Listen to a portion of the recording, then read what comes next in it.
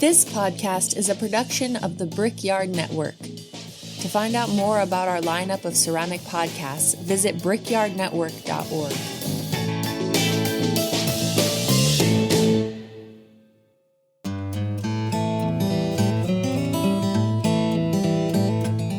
This episode is brought to you by Cornell Studio Supply, located in the gem city of Dayton, Ohio. Find all your pottery and ceramic sculpture equipment and supplies with the best customer service and world-class workshops. Join us January 16th through the 18th, 2026 for a colored clay and material inclusion workshop with Chris Alvashir and Jillian Park. Visit CornellStudioSupply.com to sign up. Cornell Studio Supply, owned and operated for potters by potters. This episode is sponsored by Monkey Stuff. Monkey Stuff makes things for makers. We're inspired every day by the craft and creativity of makers and design and manufacture tools and accessories to try to make your making life a bit more delightful. Our products are designed in California, by makers and for makers, and manufactured in the USA. Check out our line of pottery accessories and tools at monkeystuff.com. Follow us on Instagram to see what we're up to in our studios, and keep on making great things.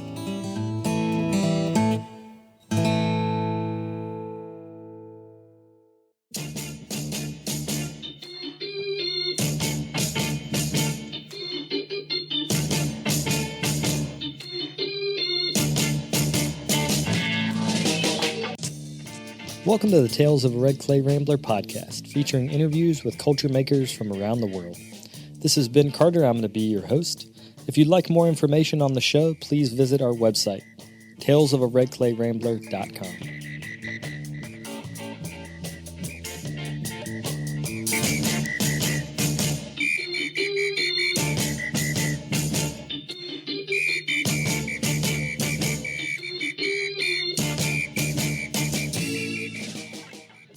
Welcome back to episode 554 of the podcast. Thank you all for tuning in.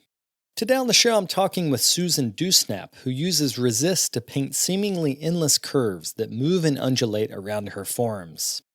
In our interview, we talk about digesting visual influences, her exploration of line weight in painting, and the ceramic scene around Maine, where she is a faculty member at Bates College.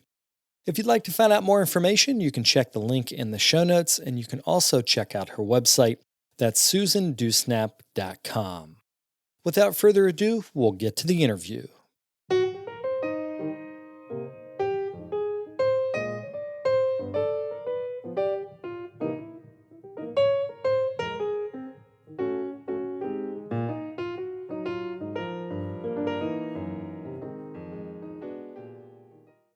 How did you end up at Bates? What brought you there?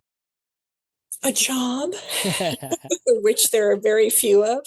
I remember when I first came here, I was at some opening somewhere and someone said, "You have the only ceramics job in like the entire state of Maine," or, yeah. I was in Nebraska teaching after grad school and, applying for jobs and jobs and jobs everywhere. And I got an interview here and was fortunate enough to be able to be here. Yeah. And I'm a New Englander. So I grew up in New Hampshire. I lived in Portland, Maine for a long time. So this was a very familiar place to be. And my family's all here. So it was actually really nice to come closer to where my family was and old friends and people I know in ceramics. Can you talk a little bit about Maine in terms of an community of artists? Because I know there are so many ceramic things in Maine, but they're so far apart. We are far apart. I even think about my really good friends from graduate school that I saw just once this summer. And I get so wrapped up in the school year that, I feel like even being here at Bates, I've lost touch with people in Portland, which is only an hour away.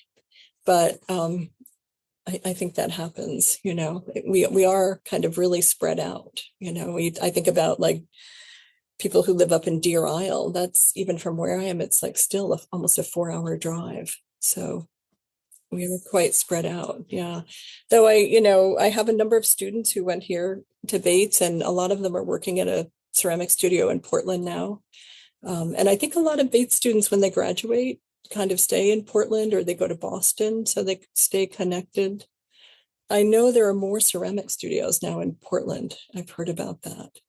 The time I mostly connect with other ceramics people, except for really close friends, are like going to Watershed during the summer to salad days. I saw people I haven't seen since I moved back to Maine, or I think I saw Jody Burr, who we did a workshop together like eons ago at Haystack. And it was like, oh my God, that was, so that's one place I suddenly connect again with the field when I go to Watershed. And I'm trying to reach out now, like this year with Maine College of Art and their department. So maybe I brought students here who, when Maine College of Art has visiting artists, sometimes we'll travel down there and hear speakers or go to demonstrations. And I'm trying to bring them up here, which I think will be great because very different kinds of students, art students versus liberal arts colleges. Yeah. Can you talk about your path into ceramics through art centers? Because I know you worked in Boulder at the Boulder Pottery Lab. I did. Yeah, that was where I took my very first ceramics course. So I studied painting as an undergrad. And it's kind of funny because I was a still life painter. Like I was obsessed with objects. And I used to spend enormous amounts of times like going to used antique stores and things and looking for objects like cups. And it's so funny, I'd never done ceramics, but patterns and cups and textiles were all like really important to me. And it wasn't until after I got into graduate school actually for painting and moved to New York City, but I was so young and naive and poor, I had no money, that I really couldn't figure out how I could make that work. And after I moved out of New York City, I ended up in Boulder. And at the time, I had a boyfriend, and he always talked about ceramics. He'd taken ceramics at Cooper Hewitt and Cooper Union. And so I thought, I'm going to take a ceramics course. And I ended up taking a course in Boulder with a wonderful teacher, Kate Inskeep. And I knew it was weird. I mean, it was the first ceramics class I ever took. And within weeks, I just remember walking to that studio and thinking, I could do this like for the rest of my life. It just really resonated that in a way that was just so satisfying. Yeah, I had a really long learning curve, I would say, with ceramics because I always had a job when I was learning. And so, eventually I ended up taking workshops at Haystack and Penland with, wonderful teachers, Chris Staley, Clary Ilian, Michael Simon, Ellen Schenk. It was just so amazing to me. But I worked as a paralegal for years and years and years. So I had a full-time job while I was also trying to do ceramics. So it was a really long entryway into ceramics. And why I never took a class, with this show that's happening at the museum, I'm doing a lot of research on older people in the collection early American studio ceramics that I didn't know. And like UNH in New Hampshire had a major connection to ceramics, and like the Shires, Edwin and Mary Shire taught there. And I never even went to the ceramics department in college. It's just shocking to me. It existed. Yeah. So it was just, through summer workshops and starting to show and sell work. Yeah, it took years and years and years and years. Let's back up and talk about still life painting, because this is something that is such a core part of art curriculums, or at least when I was in school and when you were in school, every painting studio, at least for 3 weeks, had a still life set up in that studio. How did you, or what compositionally did you learn from still lives that you now take into your work now, which is really known for fluid lines and continuous movement? I would say probably just composition, thinking about composing space, which I think has been really important to my work now, though my painting was nothing like my work now. It was observational painting. But I think there is something about arranging objects and creating tensions and dynamics, even within a still life painting, like a cup and a pear on a table. Like, how can I create energy in that space? And through color and composition. I don't do color now. I've kind of dropped that, but yeah, it's something, I've taught painting actually a little bit here. And I do think it's interesting. I was just talking to the painting teacher here at Bates, and we still do observational. And one of the reasons too is it's like there's only one way to do it. You have to be present and do it, which I think is a lot of what's being missed with new technology and AI and everything. So it's something I think that may be revisited more because it's a unique kind of experience. Yeah. Yeah. So for me, I think composition with painting, and I think also the program I went to at UNH with painting was fabulous. And I really learned to love history and looking at art. And I think that's something also that has come into my ceramic practice. That's been really, really important always. Let's talk about your approach to pots now. Look, I was down at the clay studio a couple weeks ago and looking at your work, and it's composition, but every quarter turn of the pot, it's a different composition, which makes it a compelling object because it tells you what it is as you move around it, which I think the power of pottery is that, like, it's an ever continuing and evolving thing. But how do you, as the artist, like, how do you think about the composition as the object is turning?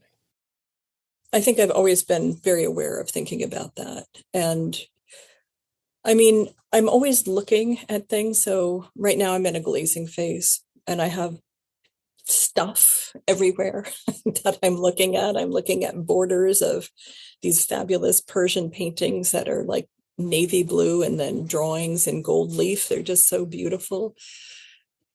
Well, sometimes I don't look at things. I mean, but right now I'm feeling also like at a place where I don't know, I kind of want to change my work, but I never feel like I have enough time with teaching. It always, so I think about the object and the shape of the object. I mean, it's such a thing in ceramics as pottery to think about how the surface talks about the shape of the form.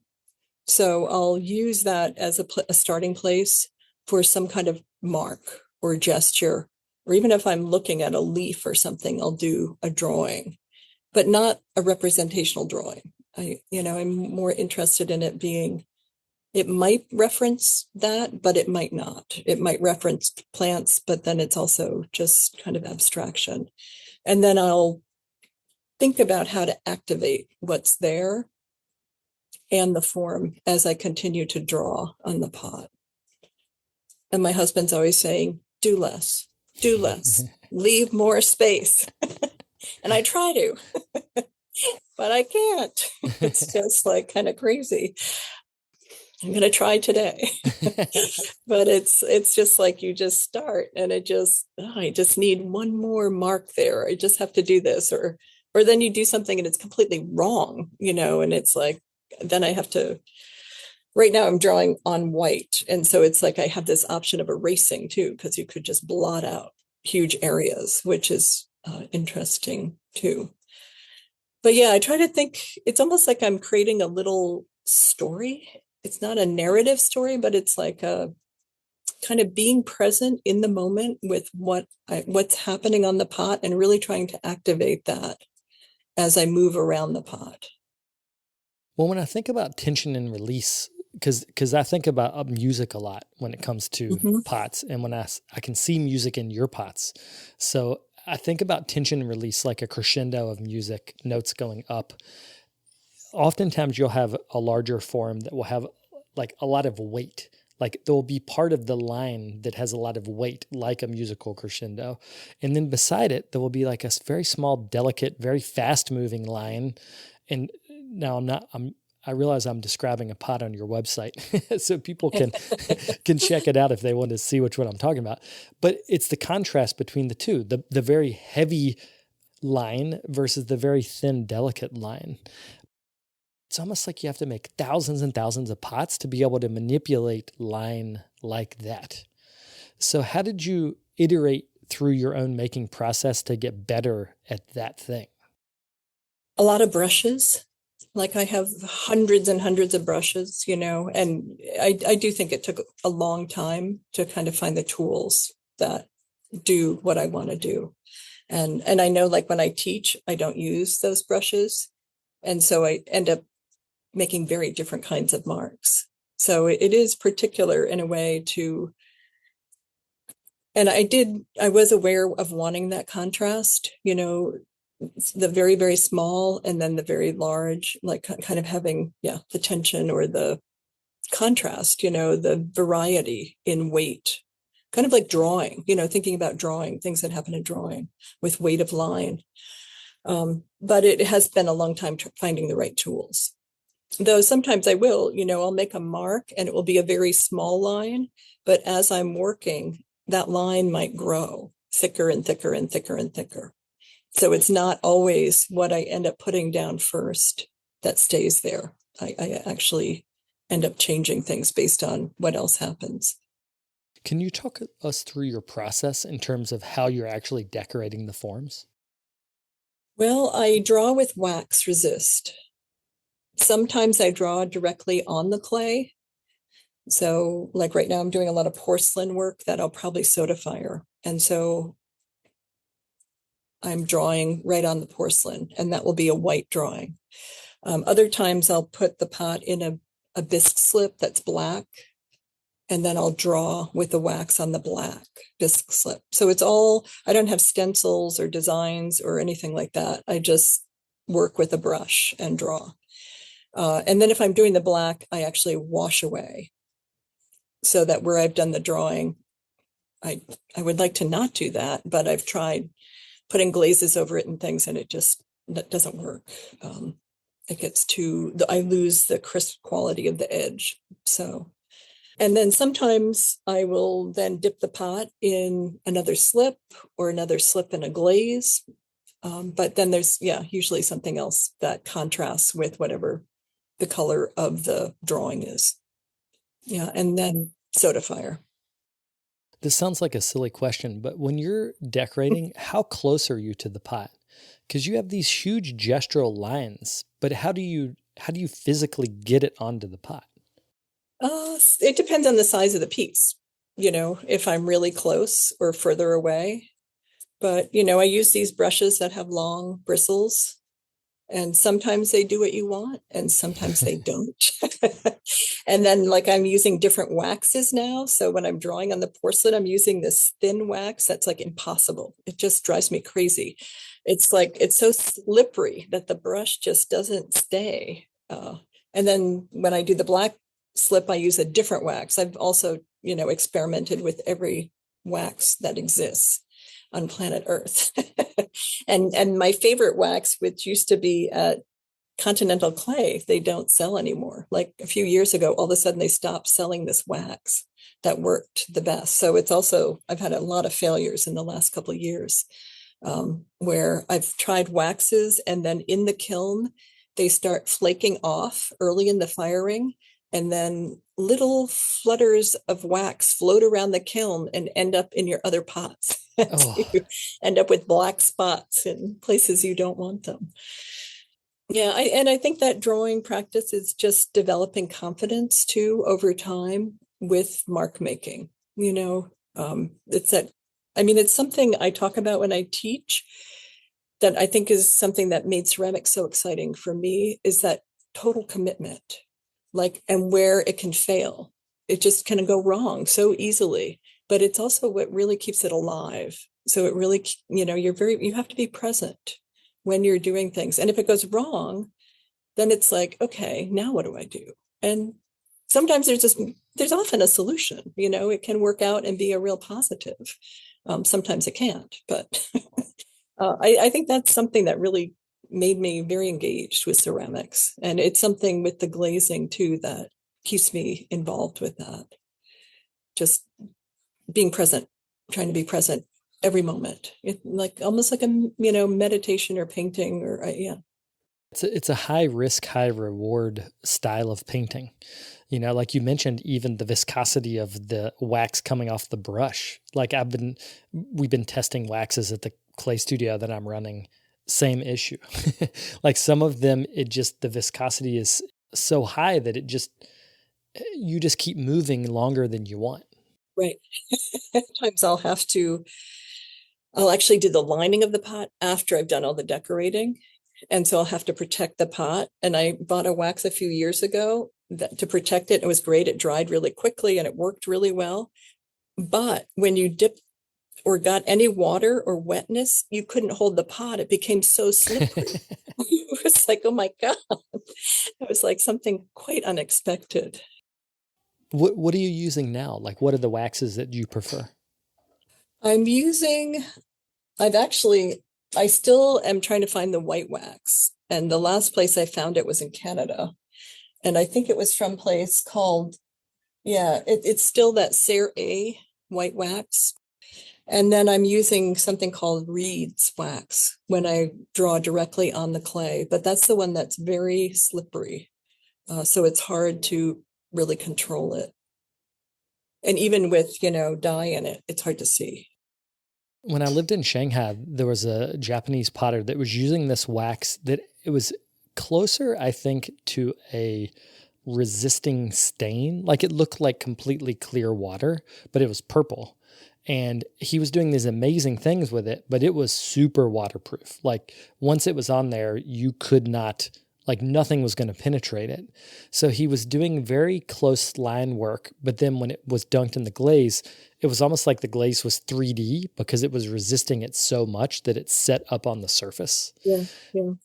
And I loved that wax, but I had a feeling it was super toxic because it was resisting in a way that seemed unnatural. Yeah, who knows what was in it. Yeah, I mean, this reed wax on the clay will kind of resist that way. I mean, it is a problem sometimes where with really fine lines, they'll fill in. And sometimes I do clean up and sometimes I don't. But yeah, it can be a problem. I know, I feel like in the past I was able to get those really fine, some of them, and it just seems harder now. And I just, materials change. And I'm not a super technician, like listening to For Flux's Sake. I am not always measuring the viscosity of my glazes. And I have some glazes that have been in my studio for, 15 years. Wow. We'll be right back after a quick word from our sponsors. Today's episode is brought to you by the Rosenfield Collection of Functional Ceramic Art. The collection exists as an online resource for research and inspiration, featuring photos of over 4,000 objects made by over 1,000 artists. The images are high quality and can be used with no permission required, making them a great resource for students and teachers. To find out more, visit rosenfieldcollection.com.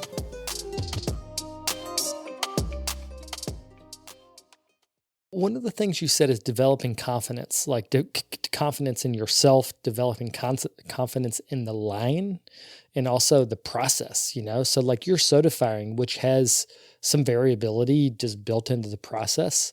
But I've noticed when you fire with soda, it doesn't, like you're not hammering it. Like it's light enough soda that it's enhancing what you're doing, but there's still a lot of control in that process. But how did you learn how to be confident in the soda process? That was probably, I would say, during grad school at UNH. At UNL, they had a fabulous kiln and I fired a lot. I think it's just doing it a lot. And I know that, I like certain things about the soda process that, like, I don't want that heavy side to side variation. And I know sometimes I've talked to people and they're like, they'll look at a cup and they'll say, this one is really great because this whole side bleached out. It's like, that's not what I want. So, I like it because of the matte surfaces I can get that I think are very subtle and kind of quiet.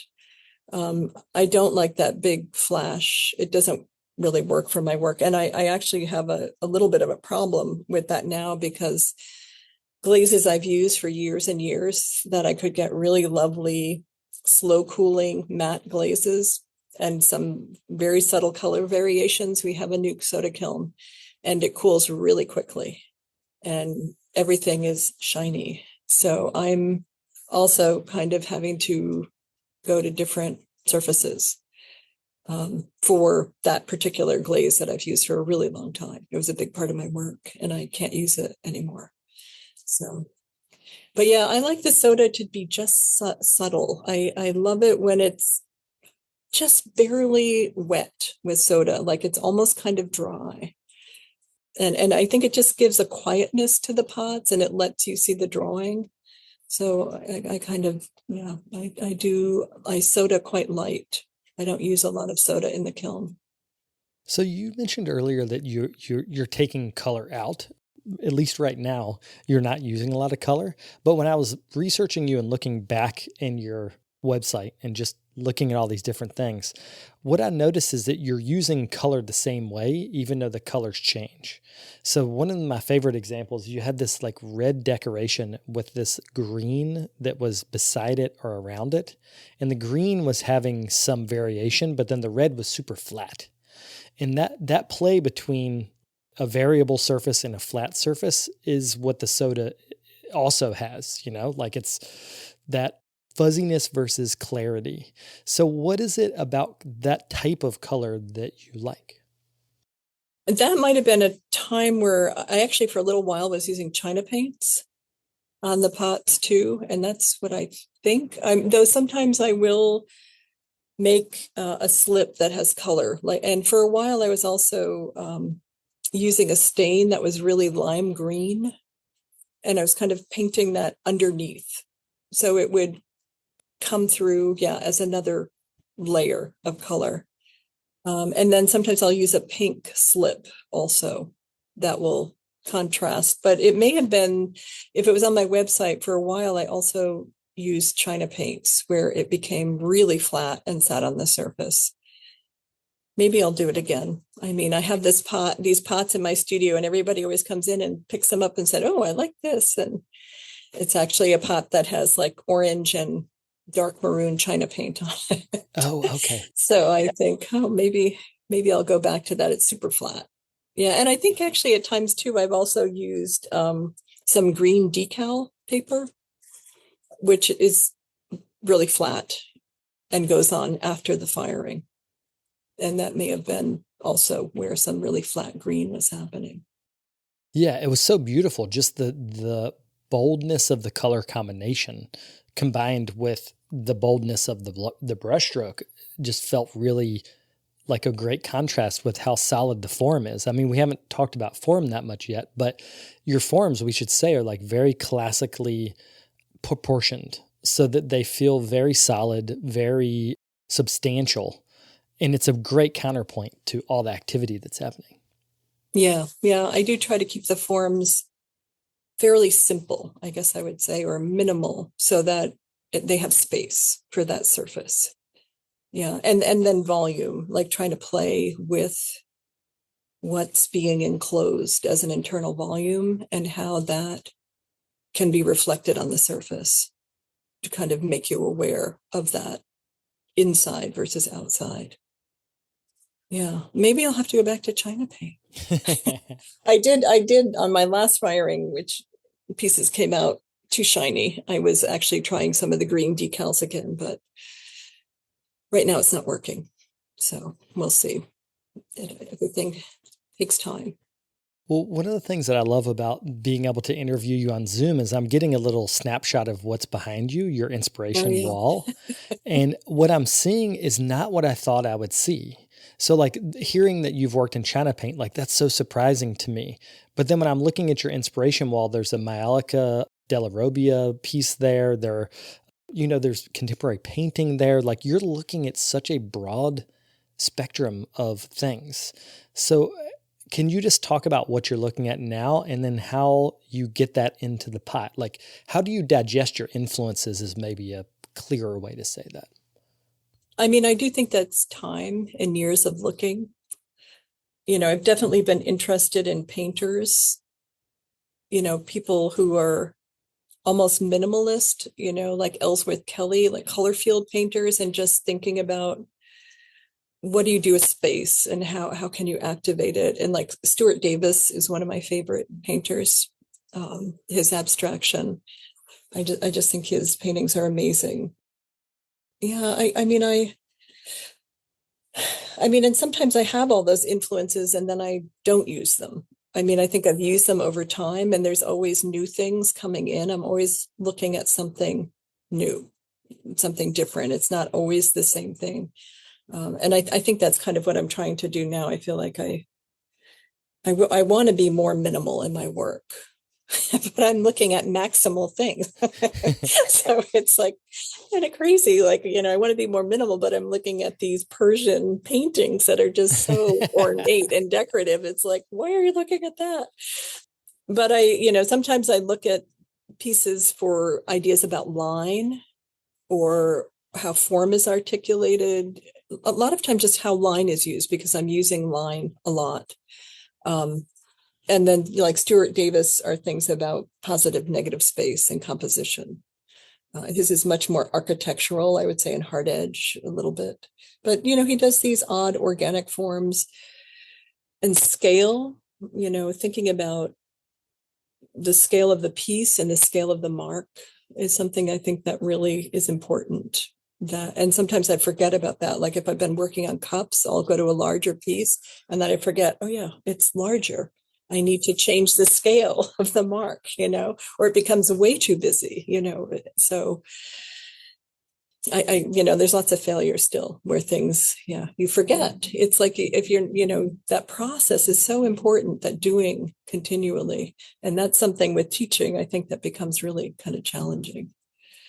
I think I totally got off base there with your question, but no.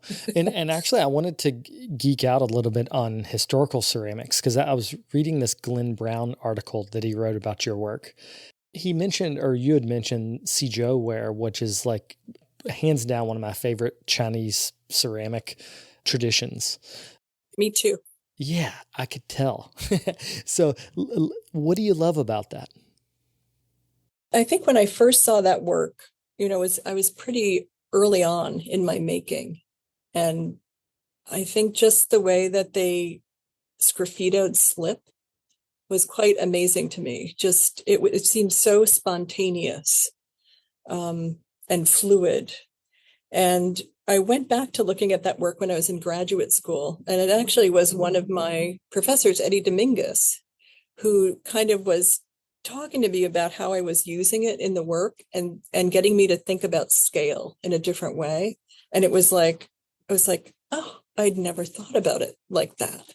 Like, what if you change the scale, instead of, and it was like kind of I think probably most people who go through any ceramics program, somebody talks to them about that, but it was kind of enlightening to me. And I would say, my husband also is an artist and he's a painter. And when I was in grad school, he was incredibly helpful at getting me to see how things work on surface and activating surface. And I was looking at Suzhou ware specifically at that time. And he just said some very basic things. And it was like, oh, what if that does this instead? I was like, oh, I had never thought of that. It's why it's so important to have people look at your work, and it's one of the things that's hard. Like we talked about Maine, we're all so far apart, trying to find and keep those connections where you can talk to people about work. Yeah. Suzhou ware, I love. It's my, I know I can think of other people in the field too, who I know looking at their work, they love that work too. And it is. And I have this, I think, there's this book that was published from somewhere in the Midwest, maybe Indiana. And I got a copy of that book. And I think I still look at it and I'm just amazed by that work. And when I think about, there were many different styles made in that period, but they all had a speed that I love. Like I went into a museum outside of Xi'an and they had hundreds of those pots covered in dust. Like you could tell the museum was not that popular, but it was the white wares with black painted decoration. And when you saw hundreds of them, it just made me think about like how fast they were moving through these ideas. So they were very precise in a way and very loose in a way. And like, that's what I think good decoration has. It's that sort of spectrum of commitment and also of necessity. Like I got to get it out of me onto the pot. And those pots have that quality. Right. And it's kind of also that thing where sometimes it really works and sometimes it doesn't, I mean, it's kind of, yeah, where, and it, like when you do a pot, it's just like, that one is, why did that work? It just, all of a sudden, it's just so much better. I guess that's the thing about making lots of pots anyhow, that some of them just are better than others. But yeah, I in that work, I think that is something about it, that spontaneity of working and mark making. And there's like a fluidity in it that's so beautiful. With like you could tell the slip was wet when a lot of the work was done, and just seeing that is so beautiful. Well, I wanted to switch gears and talk about an exhibition that's going to be happening at Bates that you're helping do the research and work for. It's for the E. John Bullard collection. So can you just tell us about who he is before we talk about the collection? Yes, John Bullard was the director at the New Orleans Museum of Art for, I believe, 40 years or so. And he lives in New Orleans. He still lives in New Orleans. He also spent his summers up in Deer Isle, Maine for, I would say, the last 30 years or so. So he had these very strong connections. He has these very strong connections to New Orleans and to Maine. And I think it was after he retired from the New Orleans Museum of Art that he began to get really interested in American studio ceramics. He really missed, I think, that aspect of collecting that was part of being part of a museum. And he began collecting American studio ceramics. And part of his collection was shown at the New Orleans Museum of Art. Part of the collection went to LSU, which has a big ceramics program. And then we are the main part of the connection. So he wanted to donate a part of the collection to an institution in Maine. And Bates, we are lucky to be on the receiving end. So we'll have this fabulous, fabulous collection of, right now, 150 ceramic pots and vessels and a couple of sculptural objects as well. Well, one of the things that we had been talking about off the microphone is that with the exhibition, you want to pair snippets or interviews with the artists beside the pots so that people can use a QR code and listen to the artist's voice while they look at the pot.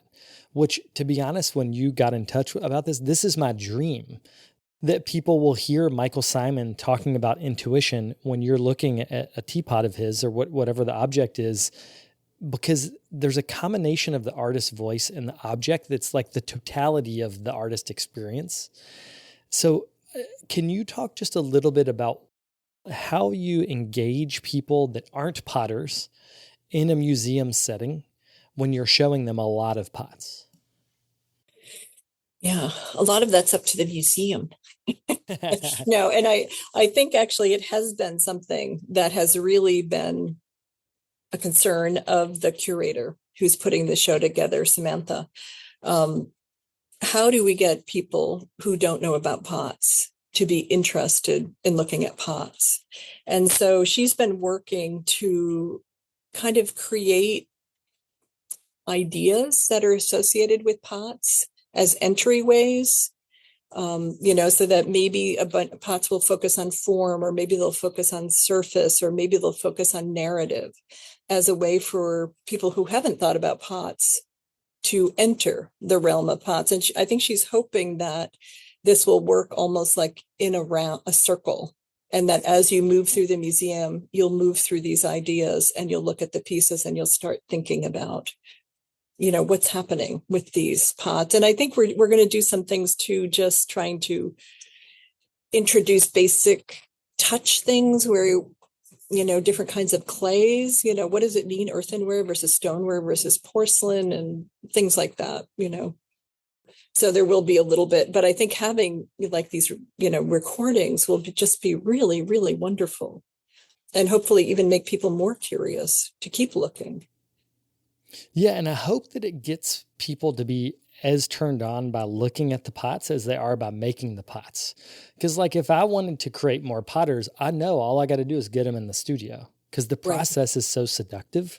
But then in a museum setting, like I wonder, like, what's the equivalent? Like, I always think about it like fishing. Like, how do I cast my reel and pull in a potter that's never seen a pot before, or maybe it's a college kid that sees some like a Matt Metz pot and then is like, I got to take a ceramic class.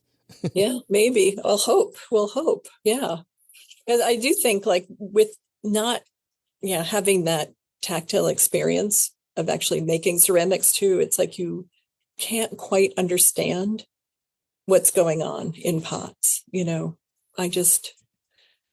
It is. We'll just have to hope. I mean, a lot of the objects are very interesting as objects in themselves. So hopefully just the visual aspects of these being three-dimensional objects too, versus, a lot of two-dimensional work, which is often shown in the museum, will be intriguing to people.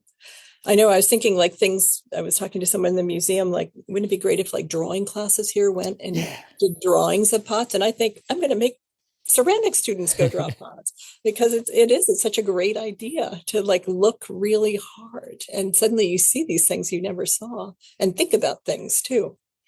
It's almost like drawing slows everything down so much that you become aware of what somebody might have been thinking when they were making. I think could be very nice.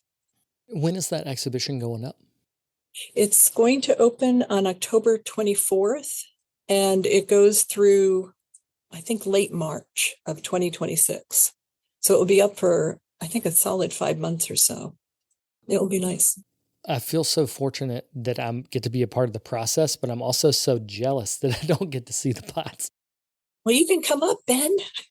I think I might have to because literally it is a list of all of my favorite potters. Like his collection, I mean, it's not surprising, but his collection is impeccable. Like it is some of the best studio potters in the US for sure. Yeah. And it's a very diverse collection, both in terms of time and scope of making. So it's quite interesting.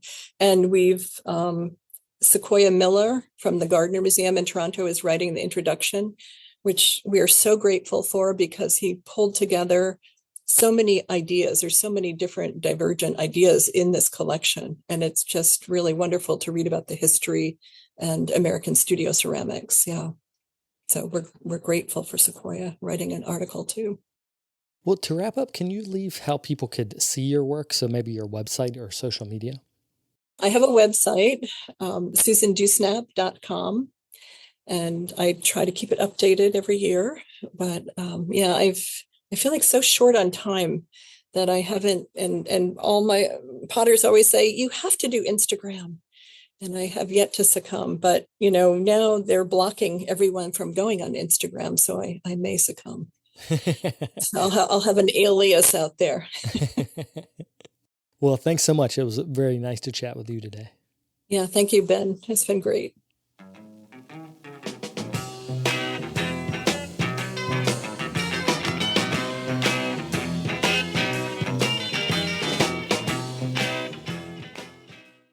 I'd like to thank Susan for coming on the show, and I hope that you will make the trip up to Maine to the Bates Museum of Art to see that exhibition that's opening October the 24th and will be on display until March of next year.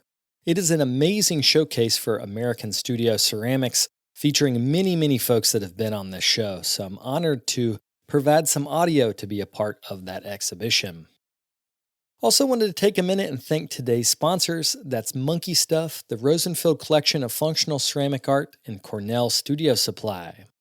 If you or your organization is interested in becoming a sponsor on the show, you can get in touch at talesofaredclayrambler.com. I'll be back in a couple weeks with another episode. Thank you all for tuning in. If you'd like more information on the artists on the show, or if you'd like more information about the workshops and events that I'll be having in the next couple months, You can follow me on Twitter, Instagram, and Facebook under Carter Pottery. Another great way to support the show is to leave me a comment on iTunes. To do that, search Tales of a Red Clay Rambler under iTunes Podcasts, and you'll find a page that's linked to our show. Thank you guys for the support.